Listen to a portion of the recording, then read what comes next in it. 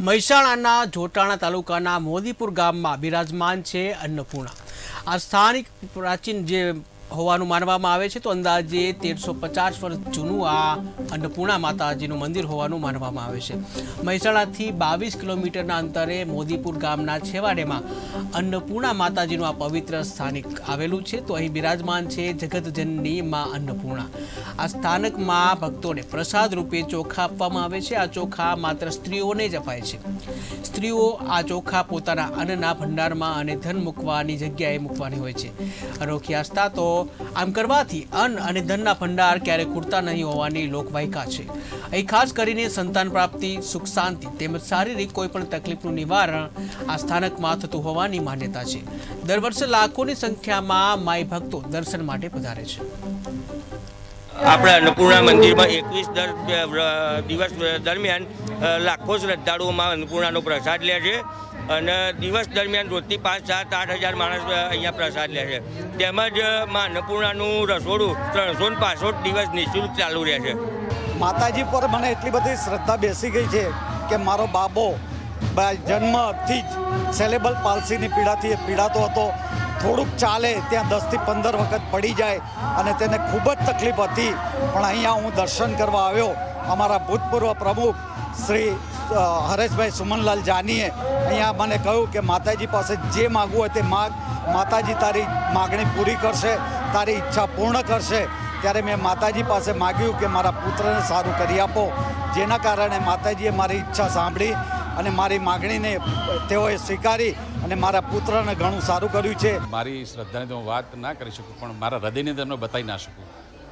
પરંતુ હું ખરેખર જો મારી સાચી વાત તમને કોઈ નવાઈ લાગશે તમને કે હું બ્રાહ્મણ પુત્ર છું, છતાં હું 12 સુધી ભણ્યો સાહેબ। હું નાસ્તિક ટાઈપનો માણસ હતો, પણ મને એકવાર તકલીફ થવાથી મારી મધર મને અહીંયા લાવેલી અને એ પછી મારી તબિયત બહુ સારી થઈ ગઈ અને ત્યાર પછી સાહેબ આજે હું 25 વર્ષ બોમ્બે હતો, છતાં હું મારા દર્શને આવતો હતો અને કાયમ આજે આ જ્યારે વ્રત ચાલે છે ને ત્યારે હું 21 દિવસ અહીંયા હાજર હોઉં છું અને હું મારા દર્શન કરવા અને સેવા કરવા માટે જરૂરથી આવું છું। કોઈની મકાનની શ્રદ્ધા રાખે છે, કોઈ સંતાન માટેની શ્રદ્ધા રાખે છે, દરેકની શ્રદ્ધા અહીંયા પૂરી કરી દે છે માતાજી। અહીંયા સાયકલ લઈને દર્શન કરવા આવતા હતા, મારી નજર સામેને આજે 20 લાખની ગાડી લઈને દર્શન કરવા આવી રહ્યા છે। રાજસ્થાન, મહારાષ્ટ્ર, येवला, કાઠિયાવાડ દરેક જિલ્લાએથી અહીંયા આગળ પબ્લિક દર્શન કરવા ભક્તો આવી રહ્યા છે। આમ આપણું જે શ્રી અન્નપૂર્ણા મંદિર એ 1300 વર્ષ જૂનું છે અને રાજા સિદ્ધ જયસિંહે એને સ્થાપિત કરેલું છે ને આ મંદિરની અંદર કેટલા પટેલભાઈ, જાનીભાઈ, કડવા પટેલ પ્લસ જોશી, ત્રિવેદી એ લોકોની કુળદેવી થાય છે અને દરેકની આની અંદર શ્રદ્ધા સમાયેલી છે। પ્લસ આપણા 365 દિવસમાં અન્ન ક્ષેત્ર ફ્રી ચાલે છે માતાજીનું। હા, પ્લસ બહાર ગામથી ક્યાંયથી બહારથી જે દર્શન કરતા આવે છે, રાજસ્થાન, યુપી પ્લસ કલકત્તા, બોમ્બે, ત્યાંથી એમના માટે રહેવાની માટે સરસ વ્યવસ્થા કરવામાં આવી છે અને આપણે રૂમો છે, બીજે 20 રૂમો તૈયાર થઈ રહી છે આપણી અને ત્યાર પછી અહીંયા આપણી યજ્ઞશાળા પણ છે અને મોસ્ટલી દર રવિવારે આપણે નવચંડી યજ્ઞ ચાલુ હોય છે।